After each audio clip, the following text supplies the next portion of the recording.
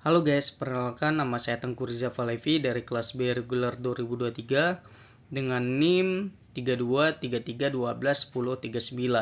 Nah, jadi di video ini saya ingin membahas atau menganalisis foto yang berasal dari RMJ Jerman yang dapat kita temukan di Digital Library Universitas Negeri Medan, tepatnya di lantai 4. Nah, untuk itu video ini juga salah satu untuk memenuhi tugas mata kuliah studi kearsipan. Nah, mari kita tonton pembahasan di video ini.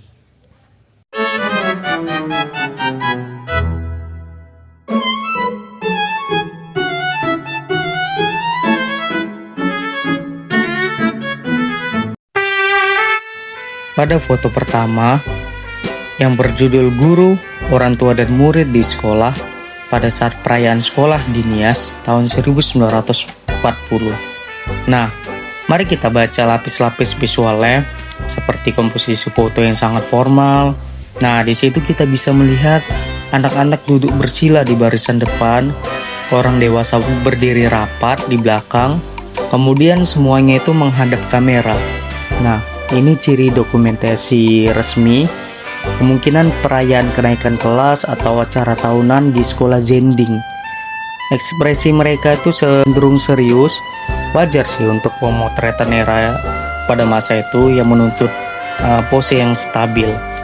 Kemudian dari segi pakaian, di baris depan anak-anak tampak dengan kain serdana dan ikat kepala khas dari suku Nias itu. Sebagian besar tanpa alas kaki, menandakan kebiasaan lokal dari suku Nias pada masa itu. Kemudian di tengah ini ada laki-laki tidak memakai celana nih ya, cuma hanya memakai kain. Nah, mungkin itu juga termasuk kebiasaan lokal pada masa itu. Dan ada pria berpeci dan bersarung. Ini menunjukkan adanya akulturasi yang terjadi di Nias pada masa itu, di mana peci ini dalam konteks Sumatera saat itu adalah gaya formal Melayu, bukan penanda dari agama tertentu. Kemudian di sisi kanan tampak perempuan memakai baju kurung.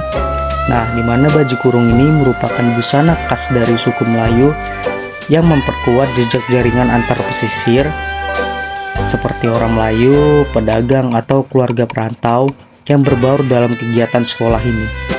Nah, kemudian dari sisi kiri kita bisa melihat 3 figur yang memakai topi brim hat atau kita kenal itu lebih serdananya topi koboi, dimana topi dan kemeja berpotongan barat ini memiliki silet topi yang berpinggiran tegas, baju yang rapi dan postur percaya diri. Nah, itu memberikan kita isyarat seperti guru di sekolah Zending itu, atau seperti potret kelompok yang menampilkan kombinasi setelan Eropa atau seperti jas, kemudian dasi, helm atau topi matahari, yang dimana itu semua bisa kita lihat pada foto berikut ini.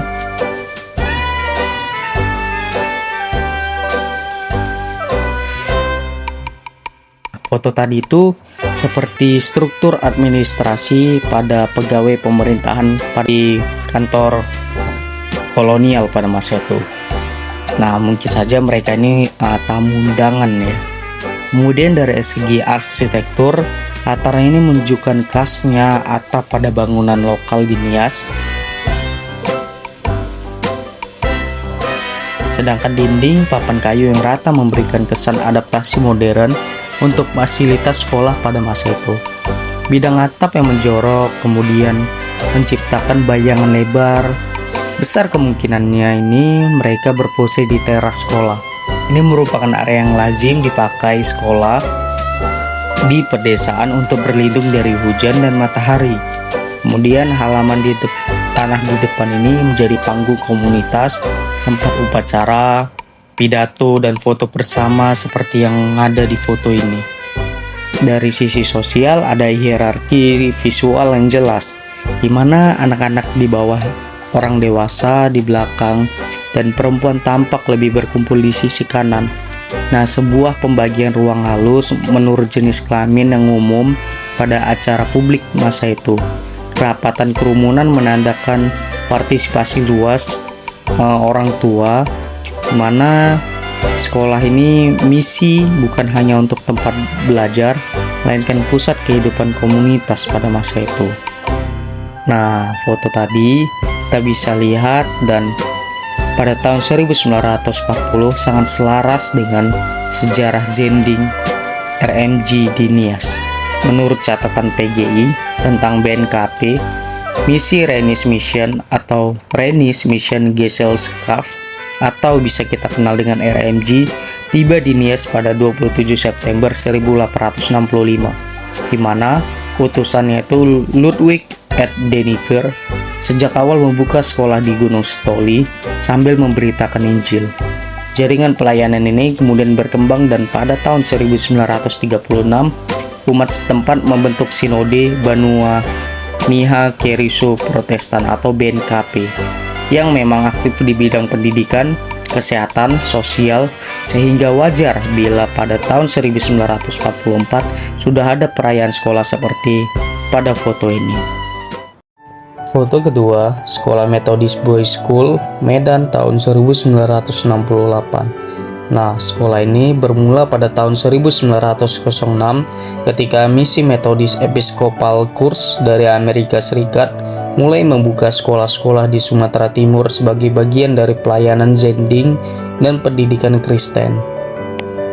Awalnya, sekolah ini dikenal sebagai American Methodist Mission School dan berlokasi di pusat kota Medan atau kawasan yang kini berada di sekitar Jalan Hang Tuah dekat lokasi Universitas Metodis Indonesia sekarang. Sekolah ini menjadi salah satu lembaga pendidikan modern yang pertama di Medan, di mana memperkenalkan sistem sekolah yang berbahasa Inggris dengan kurikulum barat sambil tetap membuka diri untuk siswa pribumi, kemudian Tionghoa dan keturunan lainnya.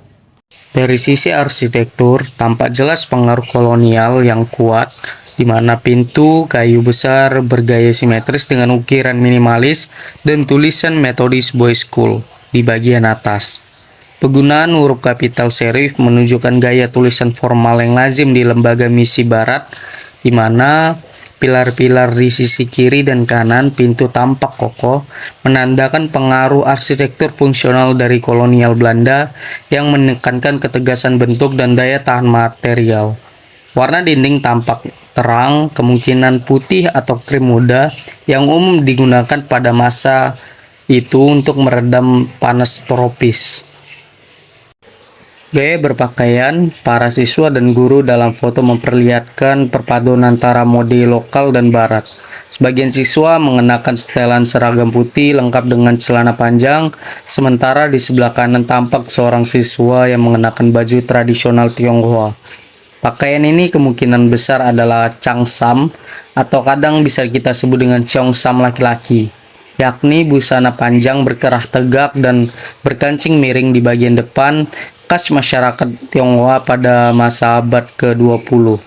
Ciri khasnya terlihat jelas pada foto ini, di mana potongan leher berkerah tinggi atau mandarin cooler dan kancing diagonal dari dada ke bahu menjadi tanda kuat gaya pakaian Tionghoa klasik, di mana bahan yang digunakan itu biasanya sutra atau katun halus dengan warna lembut seperti abu-abu muda atau putih, sesuai dengan gaya serdana namun rapi yang lazim dipakai di kalangan remaja atau warga keturunan Tionghoa kelas menengah di era 1950-an hingga 1960-an.